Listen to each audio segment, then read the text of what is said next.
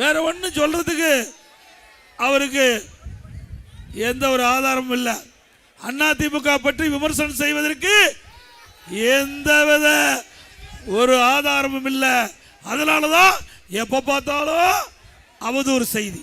ஸ்டாலின் எல்லா கூட்டத்திலையும் பேசுவது எடப்பாடி பழனிசாமி பாரதிய ஜனதாவுக்கு அடிமை. என்னையே அடிமை? நாங்கள் நாடாளுமன்றத்தில் கூட்டம் வச்சிருந்தோம். நீ தான் காங்கிரசுக்கு அடிமை. அடிமை தானே? அப்போ இந்தியா கூட்டணினாரு, இப்போ கழட்டி விட்டுட்டார், பேரையே மாத்திக்கிட்டார், மதச்சார்பற்ற கூட்டணி. ஆக காலத்துக்கு ஏற்றவாறு ரெட்ட வேடம் ஓடுகின்ற முதலமைச்சர் இன்றைய முதலமைச்சர் ஸ்டாலின். அதிமுக அப்படி இல்லை, எந்த முடிவு எடுத்தாலும் திடமான முடிவு எடுக்கின்ற கட்சி அதிமுக கட்சி. அப்படித்தானே? பொன்மனச்சம்பல் புரட்சி தலைவர் எம்ஜிஆர் காலத்திலும் சரி, அம்மா காலத்திலும் சரி, அப்படித்தான் நாங்கள் நடந்துகிட்டு இருக்கிறோம். நம்முடைய அனைத்து இந்திய அண்ணா திராவிட முன்னேற்ற கழக தலைமையில் அமைக்கப்பட்ட கூட்டணி, இதில் தேசிய ஜனநாயக கூட்டணி. நம்ம கூட்டணி வலிமையான கூட்டணி, இயற்கையான கூட்டணி, வெற்றி கூட்டணி நம்ம கூட்டணி. நம்முடைய கழகத்தின் சார்பாக அருமை சகோதரர் வில்லிவாக்கு சட்டமன்ற தொகுதியில் திரு எஸ்.ஆர். விஜயகுமார் அவர்கள் நிறுத்தப்பட்டிருக்கிறோம். நம்முடைய வெற்றி வேட்பாளர் திரு எஸ்.ஆர். விஜயகுமார் அவருக்கு இரட்டை லட்சணத்தில் வாக்களிக்கும். நம்முடைய சின்னம் புரட்சி தலைவர் எம்ஜிஆர் அவருடைய சின்னம், அம்மாவின் சின்னம், மக்களின் சின்னம், தொழிலாளியின் சின்னம், ஏழையின் சின்னம், வெற்றி சின்னம். வாக்களிப்பீர் இரட்டை இலைக்கு.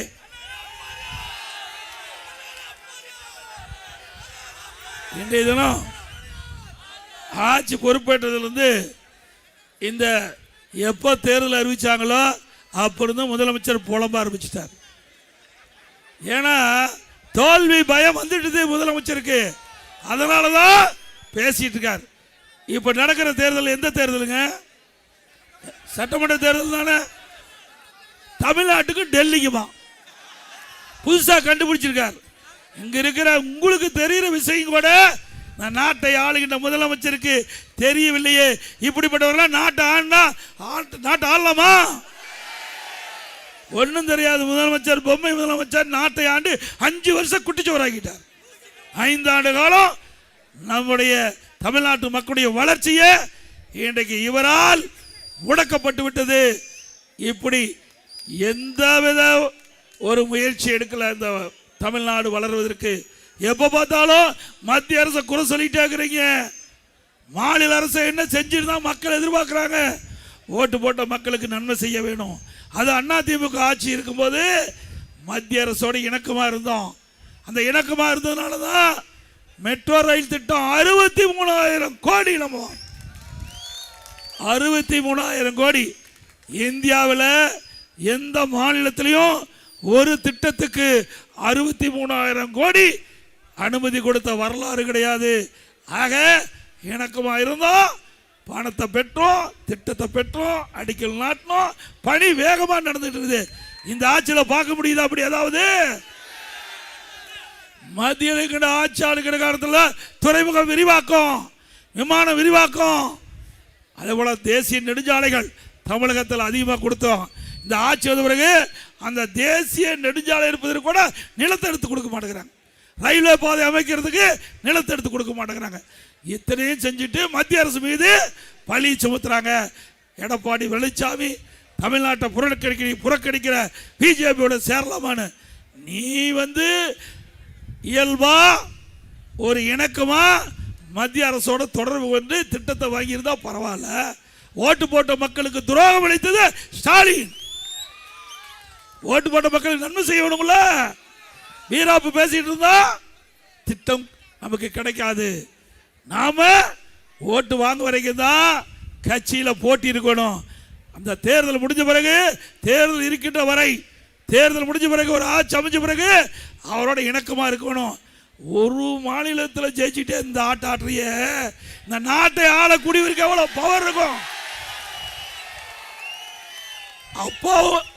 அப்பாவும் மகனும் காலில் நடக்கல, தலையில் நடந்துட்டு இருக்காங்க. இந்த நாட்டினுடைய பிரதமர் பாரத பிரதமர் நரேந்திர மோடி அவர்கள் 3வது முறையாக நாட்டின் பிரதமராயிருக்கார். உன்னை போல இந்த தேர்தலோட திரு ஸ்டாலின் முடிவு கட்டிக்கிட்ட தேர்தல் ஸ்டாலினுக்கு முடிவு கட்டுவீங்களா? எவ்வளவு போர் நடந்திருக்குது, எவ்வளவு இன்னைக்கு நாடே அதிர்ந்து கிடக்குது, உலக நாடுகள்லாம் தடுமாறிக்கிட்டு இருக்குது. தமிழ்நாடு இந்தியா பிரச்சனைகளால் அமைதியா இருக்குது. இதாங்க திறமையான அரசாங்கம். ஒரு மாநில அரசாங்கம் சரி அல்லது இந்திய அரசாங்கம் சரி சிறப்பான ஆட்சி கொடுத்தது மத்தியிலே பாரதிய ஜனதா ஆட்சி, தமிழகத்தில் அதிமுக ஆட்சி. நடைபெறுகின்ற தேர்தல் தமிழகத்தில் ஒரு சிறப்பான ஆட்சி கொடுக்கப்படும். மத்தியிலே வலிமையான ஆட்சி, தமிழகத்திலே வளமான ஆட்சி. அதுதான் எங்களுடைய நிலைப்பாடு. அதை இந்த தேர்தல் மூலமாக திமுக கூட்டணியை வீழ்த்தி அண்ணா திமுக தலைமையில் அமைக்கப்பட்ட தேசிய ஜனநாயக கூட்டணி அதிக இடங்களிலே வெல்லும். தனி பெரும்பான்மையோடு அண்ணா திமுக ஆட்சி அமைக்கும். திரு ஸ்டாலின் அவர்களே, உங்களுடைய ஆட்சியில் மக்கள் என்ன பலனை கண்டாங்க? விலைவாசி உயர்வு, ஏழை மக்கள் பாதிச்சுட்டாங்க. விலைவாசியை குறைப்பதற்கு ஏதாவது நடவடிக்கை எடுத்தீங்களா? அரிசி விலை ஒரு கிலோவுக்கு 30 ரூபா ஏறி போச்சு. எண்ணெய் விலை ஒரு கிலோவுக்கு 60 ரூபா ஏறி போச்சு. பருப்பு விலை ஒரு கிலோவுக்கு 40 ரூபா ஏறி போச்சு.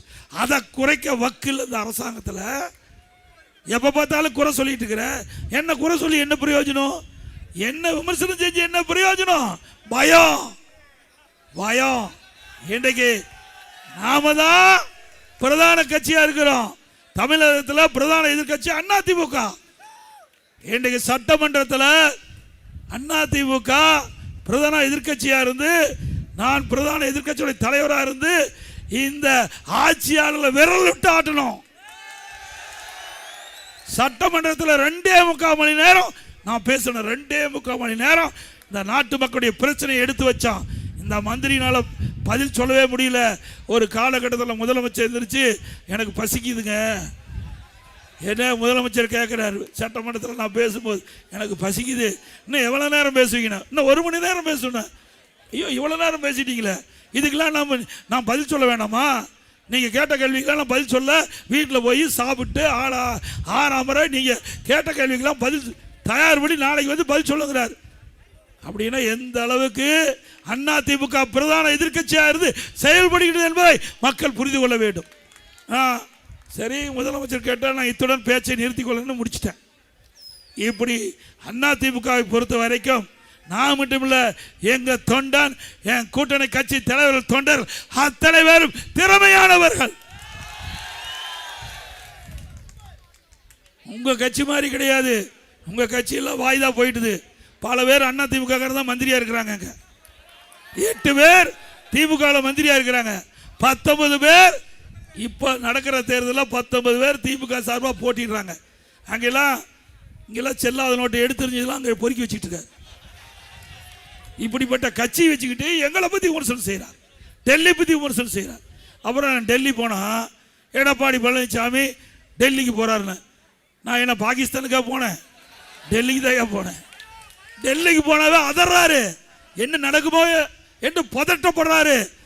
ஆக ஸ்டாலின் அவர்களே, எங்களுக்கு மடியில் கனம் இல்லை, வழியில பயம் இல்லை. உங்களுக்கு மடியில கனம் இருக்குது, வழியில பயம் இருக்குது. டெல்லி போனாவே அதற்கு காரணம் என்ன?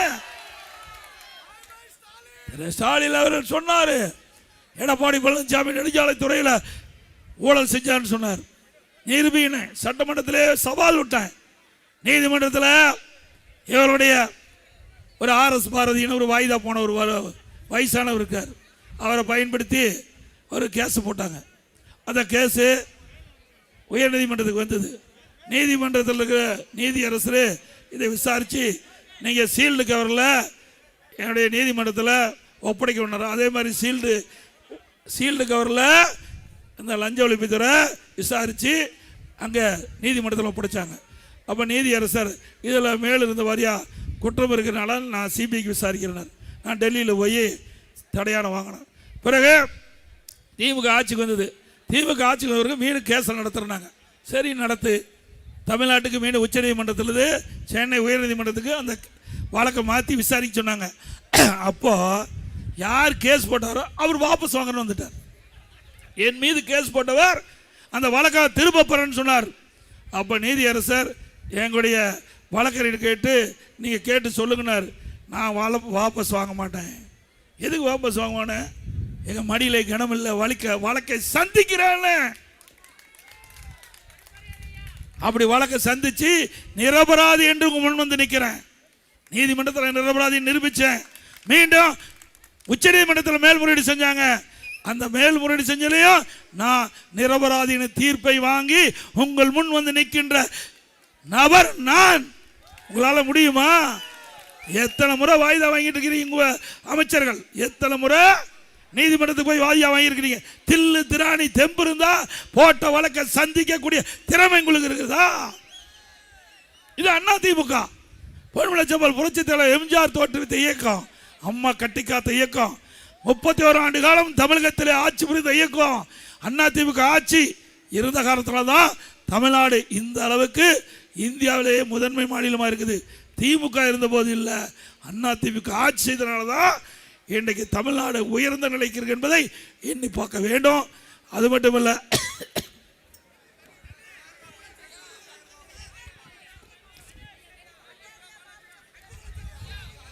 ₹10 வேணுமா? நல்லா ஞாபகம் வச்சிருக்கிறீங்க. நீங்க மட்டும் ஞாபகம் வச்சிருந்தா பத்தாது, மக்களிடத்தில் எடுத்து சொல்லுங்க. இதே செந்தில் பாலாஜி எதிர்கட்சியா இருக்கும்போது சட்டமன்றத்தில் திரு கருணாநிதியும் திரு ஸ்டாலினையும் கடுமையா பேசினார். இதே ஸ்டாலின் எதிர்கட்சி தலைவராக இருக்கும்போது திரு செந்தில் பாலாஜி அண்ணா திமுக இருக்கும்போது கரூரில் அவரை வறுத்தெடுத்தார். அன்னைக்கு நல்ல வாயி, இன்னைக்கு நான் சொல்றேன். ஏங்க எவ்வளவு மோசம், எப்படியெல்லாம் மக்கள் நாடகத்தை அரங்கேற்றிருக்காங்க பாருங்க. ஆளுங்கட்சியா இருந்த ஒரு பக்கம், எதிர்கட்சியா இருந்தது. இப்போ மோடி மாண்புமிகு பாரத பிரதமர் மோடி அவர்கள் சென்னைக்கு வந்தாங்க. அப்போ எதிர்கட்சி தலைவராக இருந்தார். கருப்பு கொடி காட்டினார், கருப்பு பலன் விட்டார், முதலமைச்சர் ஆயிட்டார். சென்னைக்கு வந்தார், வெள்ளை குடை பிடிக்கிறார். வெள்ளை குடை பிடித்த வேந்தன் என்னையா நாடகம் ஆடுற?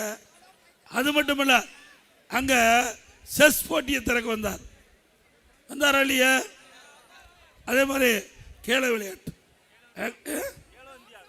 கேலோ இந்தியா விளையாட்டு போட்டி அதை உதயநிதி நடத்தினார். அப்போ ரத்தன கம்பளம் விரிச்சு பிரதமர் அவர்களை அழைச்சி திறந்தீங்க. அதோட கலைஞர் அரங்கில் மத்திய அரசாங்கத்துடைய திட்டம் அங்கே நடத்தி டான்ஸ் ஸ்கின்ஸ்லாம் போட்டு பிரைம் மினிஸ்டரை கூல் பண்ணாங்க. நம்ம பிரைம் மினிஸ்டர் கூல் பண்ணவே முடியாது. சிரிச்சுக்கிட்டே என்னென்ன பண்ணணுமோ அத்தனை பண்ணிடுவார். திரு ஸ்டாலின் அவர்களே, அவர்களை பற்றி உங்களுக்கு தெரியாது. ஆக நீங்கள் ரெட்டை வேடம் போடுவதை முழுமையாக தெரிஞ்சு வச்சிருக்க பாரத பிரதமர் அவர்கள். நீ எவ்வளவு தவறு செஞ்சிருக்க எல்லாமே மத்திய அரசாங்கத்துக்கு தெரியும். ஆக வேண்டுமென்று திட்டமிட்டு இன்றைக்கு எங்களை பற்றி அவதூறாக பேசுவது, மத்திய அரசை வேண்டுமென்று திட்டமிட்டு அவதூறாக பேசுறீங்களா, அதுக்குண்டான விளைவை பெற்றே தீர்வீர்கள். அப்படித்தானே? இன்றைக்கு திராவிட முன்னேற்ற கழக ஆட்சி வந்தவருக்கு கடுமையான மின்சார உயர்வு, 67% மின் கட்டணம் உயர்த்தியாச்சு. அதே போல் மாநகராட்சி இருக்குது. இந்த மாநகராட்சியில் வீட்டு வரி 100% உயர்த்திட்டாங்க. அண்ணா திமுக ஆட்சியிலிருந்து விட திமுக ஆட்சியில் 100% விலை உயர்வு, ஆண்டுக்கு 6% உயர்த்திட்டாங்க. கடவரி 150% உயர்த்தியாச்சு. அதேபோல் குடிநீருக்கு வரி உயர்வு, குப்பைக்கு வரி உயர்வு, எல்லாம் வரி உயர்வு, விலைவாசி உயர்வு. அதே மாதிரி விலைவாசி உயர்வு, வரி உயர்வு, இதெல்லாம் மக்கள் தாக்கு பிடிக்க முடியாது. இல்லை, சட்ட ஒழுங்கு அடியோடு தமிழகத்தில் சீர்கட்டு விட்டது. பெண்களுக்கு பாதுகாப்புல, சிறுமிக்கு பாதுகாப்புல, நம்முடைய மூத்த பெண்மணிகளுக்கு கூட பாதுகாப்பு இல்லாத ஒரு அரசாங்கம் தமிழ்நாட்டில் இருக்குது. இப்படிப்பட்ட அரசாங்கம் தொடர வேண்டுங்களா? அந்த குடும்ப ஆட்சி, குடும்பத்தை பற்றி தான் ஸ்டாலின் சிந்திச்சுட்டு இருப்பார், மக்களை பற்றி சிந்திப்பே இல்லை. அவர் திரு ஸ்டாலின் ஒரு நாள் நடைபயணம் போயிட்டு இருக்கார். அங்கே மக்கள் நல்வாழ்வுத்துறை அமைச்சர் கூடவே போயிட்டு இருக்கார். அப்போ உதயநிதி நடித்த படம் கழகத்தலையில் ஒரு படம். அந்த படத்தில் அவர் 2 பேரும் பேசிக்கிறாங்க. அப்போ முதலமைச்சர் கேட்குறாரு மக்கள் நல்வாழ்வுத்துறை அமைச்சிட்டு, படம் நல்லா ஓடுதா? எப்படி கேட்குறாங்க? படம் நல்லா ஓடுதா, நல்லா கலெக்ஷன் ஆகுதான்னு கேட்குறாரு. அப்போ குடும்பத்தை பற்றி தான் நினைக்கிறாரு, நாட்டு மக்களை பற்றி நினைக்கல. அந்த நடபயணம் மேற்கொள்கின்ற பொழுது கூட மக்களை பற்றி சிந்திக்கல, வீட்டு மக்களை பற்றி தான் சிந்திக்கிறார். நிதி எவ்வளவு வருதுதான் பார்க்கிறார். இப்படிப்பட்ட முதலமைச்சர் நாட்டுக்கு தேவையா? தமிழ்நாட்டில் 6000 மதுக்கடை இருக்குது. ஒரு நாளைக்கு 1.5 கோடி பாட்டில் டாஸ்மாகில் விற்பனை செய்து ஒரு பாட்டிலுக்கு 10 ரூபா இந்த ஆட்சியில் அதிகமாக வசூல் பண்ணாங்க. அப்படின்னா 1.5 கோடி பாட்டிலுக்கு 15 கோடி, மாதத்துக்கு 450, வருஷத்துக்கு 5400, 5 வருஷத்தில் 24,000 கோடி ஒரு பாட்டிலுக்கு 10 ரூபா வாங்கினதுல கொள்ளையடித்த அரசாங்கம் தேவையா? அண்மையில் அமலாக்கத்துறை சோதனை செஞ்சிருக்கிறாங்க. நகர்ப்புற வளர்ச்சித்துறை முறைகேடு ஆதாரம், அதே போல குடிநீர் வழங்கல் துறையில் பணி நியமன லஞ்சம் பெற்றிருக்காங்க ஆதாரம். ஆதாரத்தோடு இன்றைக்கு சட்ட ஒழுங்கு டிஜிபிக்கு அறிக்கை அனுப்புகிறாங்க. இதன்படி நீங்கள் எஃப்ஐஆர் போடுங்கன்னு. எஃப்ஐஆர் போடல. அதிமுக சார்பாக உயர்நீதிமன்றத்தை நாடணும். உயர்நீதிமன்றம் அந்த அமலாக்கத்துறை அறிக்கையை பார்த்துட்டு இதில் ஆதாரம் இருக்குது, நீங்கள் வழக்கு பதிவு செய்யலாம்னு சொல்லி பதிவே செய்யலை. அதிமுக ஆட்சிக்கு வந்தால் இப்படி ஊழல் செய்தவர்கள் சட்டப்படி தண்டிக்கப்படுவார். அண்ணா பல்கலைக்கழகம் அங்க இருக்கிற மாணவிக்கு பாலியல் சீண்டல் யார் அந்த சாரை நம்ம கண்டுபிடிச்சிடலாம்ல. அதான் பிரியாணி சாப்பிட்டு இருந்தாரு, அழகா பிரியாணி சாப்பிட்டு இருக்காரு. ஆக இப்படி திராவிட முன்னேற்ற கழகத்தினுடைய முக்கிய புள்ளிகள் அவருக்கு ஆதரவாக இருக்கிற காரணத்தால தான் தமிழகத்தில் சட்ட ஒழுங்கு அடியோடு சீர்கிட்டு இருக்குது. எங்க பார்த்தாலும் கஞ்சா விற்பனை அமோகமா நடக்குது. நடக்குது இல்ல? சத்தமா சொல்லு, நடக்குதா இல்லைங்களா? ஆனா ஸ்டாலின் கேட்டா வேண்டுமென்றே எடப்பாடி பழனிசாமி பொய்யா பேசுறாரு. நான் பொய்யா பேசுறேன்? மூலம் முடக்கு சந்து பொந்து வீதி எல்லாமே கஞ்சா விற்பனை அமோகமா நடக்குது. இந்த கஞ்சா போதை ஆசாமியால் தான் மாணவர்கள் சீரழிகிறாங்க, இளைஞர்கள் சீரழிகிறாங்க. இந்த கஞ்சா போதை ஆசாமியால கொலை கொள்ளை திருட்டு வழிப்பறிவு பாலியல் வன்கொடுமை நடக்காத நாளே இல்லை. இப்படி கேடுகட்ட ஆட்சி தேவையா? மீண்டும் அதிமுக ஆட்சி வந்த உடனே 3 மாதத்தில் தமிழகத்தில் கஞ்சாவை அரியோடு ஒழிக்கப்படும். இன்னைக்கு அதிமுக ஆட்சி மலர்ந்த உடனே நிறைய திட்டங்கள் நிறைவேற்றப்படும் என்று அதிமுக சார்பாக அறிவிப்பு வெளியிட்டோம். அதில் வரி உயர்வு, விலைவாசி உயர்வு இதனால் மக்கள் பாதிச்சிருக்காங்க. அந்த பாதிப்பிலிருந்து அவர்களை விடுவிக்கின்ற விதமாக இன்றைக்கு அதிமுக ஆட்சி மலர்ந்த உடனே எல்லா குடும்ப அட்டைதாரருக்கும் அவருடைய வங்கியில் 10,000 ரூபா சிறப்பு உதவித்தொகை வழங்கப்படும். 10,000 ரூபா சிறப்பு உதவித்தொகை வழங்கப்படும். அனைத்து குடும்பத்தில் இருக்கின்ற குடும்ப தலைவிக்கு மாதந்தோறும் 2,000 ரூபாய் வங்கி கணக்கிலே செலுத்தப்படும். அதோட எல்லா குடும்ப அட்டைதாருக்கும் விலையில்லா ஃப்ரிட்ஜ் வழங்கப்படும். வேலைக்கு செல்லும் மகளிருக்கு 5 லட்சம் பேருக்கு 25,000 மானியத்தில் அம்மா இருசக்கர வாகனம் வழங்கப்படும். எல்லா குடும்ப அட்டைக்கும் வருஷத்துக்கு 3 கேஸ் சிலிண்டர் விலை இல்லாமல் வழங்கப்படும். அதே போல் ஒவ்வொரு ஆண்டு தைப்பொங்கல் வருகின்ற பொழுது பொங்கல் தொகை கொடுக்குறோம், அதோட 1000 ரூபாய் வழங்கப்படும்.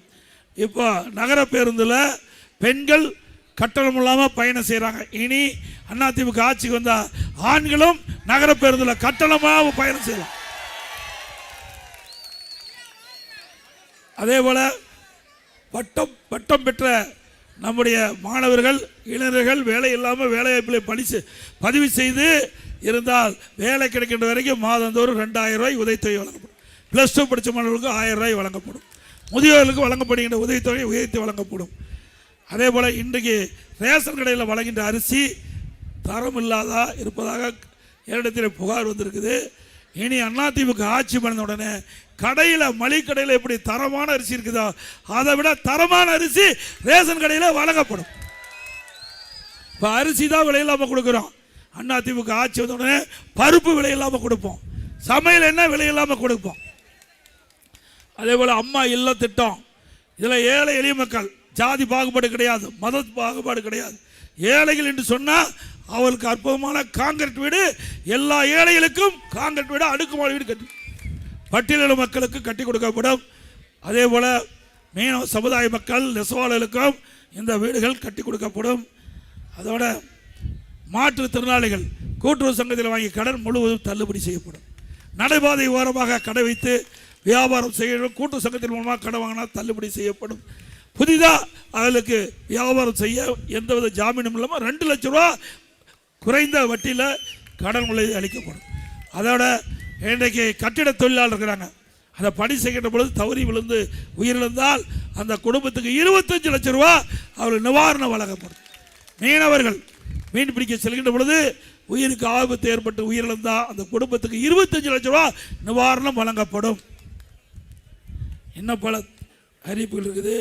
நேரம் ஆகிட்டு நான் அடுத்த 2 கூட்டத்துக்கு போகணும். அதனால் வருகின்ற சட்டமன்ற பொதுத் தேர்தலில் அனைத்து இந்திய அண்ணா திராவிட முன்னேற்ற கழகத்தினுடைய வெற்றி வேட்பாளர் அவருக்கு உங்களுடைய பொன்னான வாக்கினை 2 லட்சத்தில் ஆக்கும். நம்முடைய வேட்பாளர் அறிவிச்ச விஜயகுமார் அவர்கள் எளிமையானவர், ஏற்கனவே நாடாளுமன்ற உறுப்பினராக இருந்து பணியாற்றியவர், கூப்பிட்ட குரலுக்கு ஓடோடி வந்து உதவி செய்யக்கூடிய பண்புள்ளவர், அப்படி நற்குணம் படைத்த நண்பர் நம்முடைய வில்லிவாக்கம் சட்டமன்ற தொகுதியிலே கழகத்தின் சார்பாக நிறுத்தப்பட்டிருக்கின்றது. அவருக்கு பெருவாரியான வாக்கு வித்தியாசத்தில் வெற்றி பெற செய்ய வேண்டுமா இருக்கிற உங்களை வேண்டிக்கிட்டு மக்களை காப்போம், தமிழகத்தை மீட்போம்.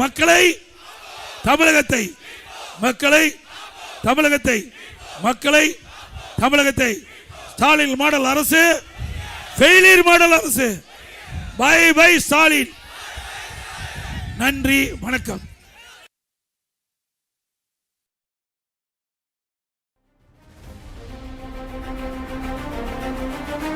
ஏழைகள் சிரிக்கணும்னா ரெட்டையல ஆடணும், தமிழ்நாடு ஜெயிக்கணும்னா எடப்பாடி யார் ஆடணும்.